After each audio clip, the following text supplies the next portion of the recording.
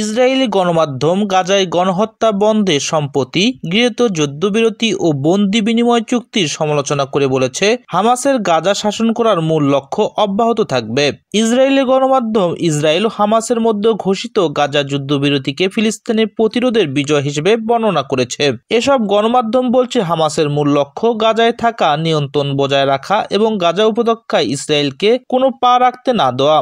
Israeli গণমাধ্যম আল মায়াদিনের প্রতিবেদনে বলা হয়েছে, হামাস সফলভাবে তার লক্ষ্য অর্জন করেছে, অন্যদিকে ইসরায়েল ব্যর্থ হয়েছে।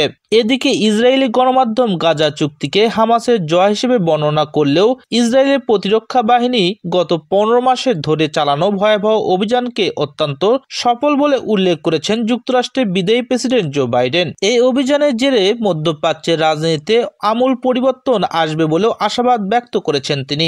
এ প্রসঙ্গে আইএনটি4 নিউজ এর আরব বিষয়ক বিশ্লেষক জবি ইয়াসকেলি বলেছেন, এই চুক্তির চ্যালেঞ্জ বন্দীদের মুক্তি করা হয়, বরং যুদ্ধবিরতি পরবর্তী পরিস্থিতিতে কিভাবে সামনে এগিয়ে যাওয়া যায় সেটাই মূল চ্যালেঞ্জ। এই বিশ্লেষকের মতে চুক্তির অর্থ হলো গাজায় হামাস এগিয়ে যাচ্ছে, যার অর্থ দ্বারাই ইসরায়েল তার লক্ষ্য অর্জন বা অঞ্চলের বাস্তবতা পরিবর্তন করতে ব্যর্থ হয়েছে। হামাস কেবল একটি জিনিস চায় এবং তারা তাদের লক্ষ্যে অবিচল। তারা গাজায় সম্পূর্ণ নিয়ন্ত্রণ চায়, বলেন ইয়াহিসকেলি। সদ্য কার্যকর হওয়া এই যুদ্ধবিরতি চুক্তিকে ইসরায়েলের করা সবচেয়ে খারাপ চুক্তিগুলোর মধ্যে অন্যতম হিসেবে বর্ণনা করেছেন আরেকজন ইসরায়েলি ভাষ্যকার। ইসরায়েলের শিন বেট নিরাপত্তা সংস্থার প্রাক্তন কর্মকর্তা মিচা কবির মতে, ইসরায়েল যে চুক্তিতে সম্মত হয়েছে তার জন্য আদর্শ নয়, এটি তার ইতিহাস করা সবচেয়ে খারাপ চুক্তিগুলোর মধ্যে একটি।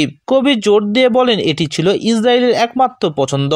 দখলদার ইসরায়েল তার বসতি স্থাপনকারীদের অপহরণ থেকে রক্ষায় ব্যর্থ হয়েছে এবং বর্তমানে তাদের ফিরিয়ে আনতে ব্যর্থতার জন্য মূল্য চোকাতে ব্যর্থ হয়েছে। চুক্তির একটি কঠিন দিক উল্লেখ করে তিনি বলেন, বন্দীদের ভাগ্য সম্পর্কে অনিশ্চয়তা।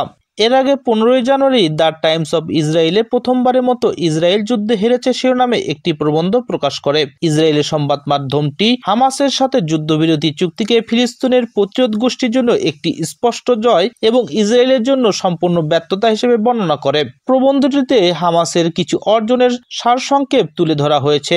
একই সাথে বলা হয়েছে, 2023 সালের 7 অক্টোবরের আগের তুলনায় ইসরায়েল এখন দুর্বল। এতে আরো বলা হয়েছে, হামাস ইতিমধ্যেই গাজায় 12,000-এরও বেশি যোদ্ধা নিয়ে তারা সাময়িক সক্ষমতা পুনর্নির্মাণ করেছে। প্রবন্ধটিতে আরো দাবি করা হয়েছে, ফিলিস্তিনিরা সফলভাবে বিশ্বের জনমত লাভ করেছে এবং দেখিয়েছে ইসরায়েল বেশি দিতে এবং কম দিতে ইচ্ছুক। এদিকে রোববার ছিল প্রেসিডেন্ট বাইডেনের শেষ পূর্ণ কার্যদিবস।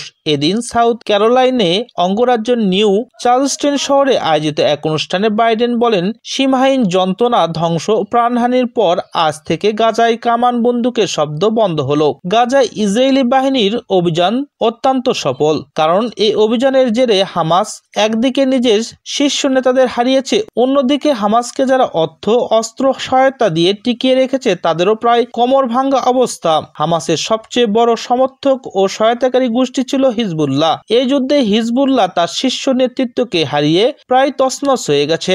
গোষ্ঠীটি আমাদের প্রতিশ্রুতি দিয়েছে যে হামাসকে আর তারা সহায়তা করবে না।